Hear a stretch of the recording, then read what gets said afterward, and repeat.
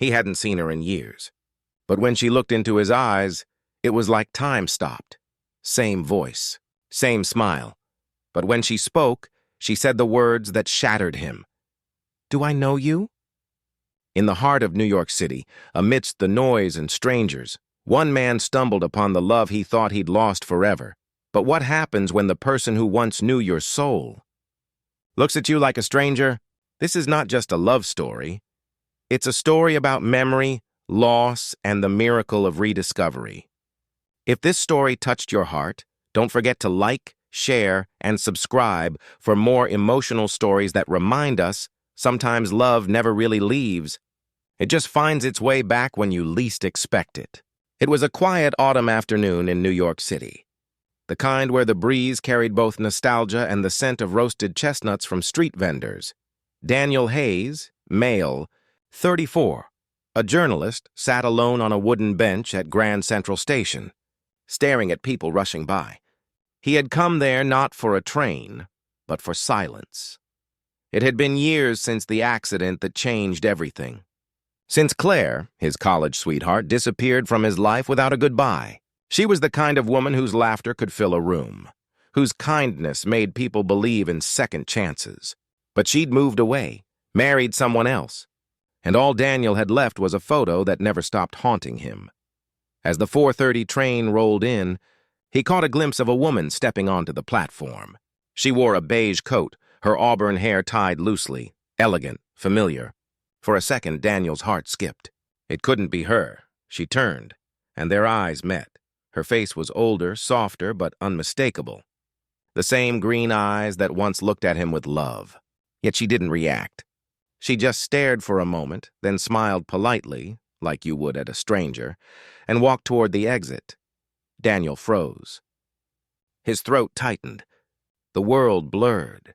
He stood up, following her through the crowd. "Excuse me," he called out. She stopped, turned slowly, confusion flickering in her eyes.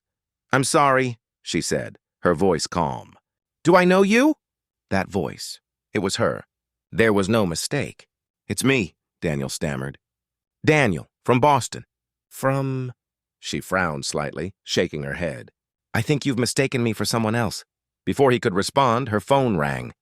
She stepped aside to answer it, her tone distant, polite, and then she was gone, swallowed by the crowd. Daniel stood motionless. Maybe she wasn't Claire. Maybe his mind was playing tricks, but deep inside something didn't feel right. The way she said his name, the way her eyes trembled for a split second, it was real. That night, Daniel couldn't sleep. The memory of her voice kept echoing. "Do I know you?" He pulled out his old photo album, tracing his fingers over the picture of Claire laughing under the campus lights. If that woman wasn't her, he thought, why did it feel like she remembered everything? 2 days later, Daniel returned to the same station, same bench, same hour. He didn't know why. Maybe he just needed closure. Maybe hope was harder to let go of than pain. As the afternoon light spilled through the high windows, he heard a voice behind him. "You really haven't changed." He turned sharply. There she was, the same woman in the beige coat, holding 2 cups of coffee. She smiled softly. "You were right." "It's me." Daniel's heart nearly stopped. "Claire?" She nodded, tears glimmering in her eyes. "I wasn't sure if I should talk to you that day." I didn't know what to say. After the accident, I lost a lot, my memory, my sense of who I was. "It took years to remember." Daniel's chest tightened. You forgot me?" "I didn't want to," she whispered. "I woke up in a hospital in another state. My parents moved me away for recovery. By the time I found myself again, you were gone. I thought you'd moved on."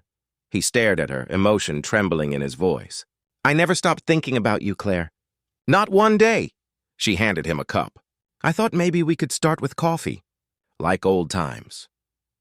They sat on that same bench as trains came and went, talking about lost years, broken dreams, and the strange way fate had brought them back together. At one point, Daniel asked quietly, "What made you come back?" She smiled on that same soft, unforgettable smile. "Because when you called my name that day, something inside me woke up. I didn't remember your face right away, but I remembered your voice. The way it made me feel safe. Tears welled in Daniel's eyes. So you came back, she nodded, to remember everything. They sat there as the city lights flickered on, two souls once lost, now finding home in each other again. Sometimes life doesn't forget. It just waits for the right moment, for the right word, for the right person to bring everything back.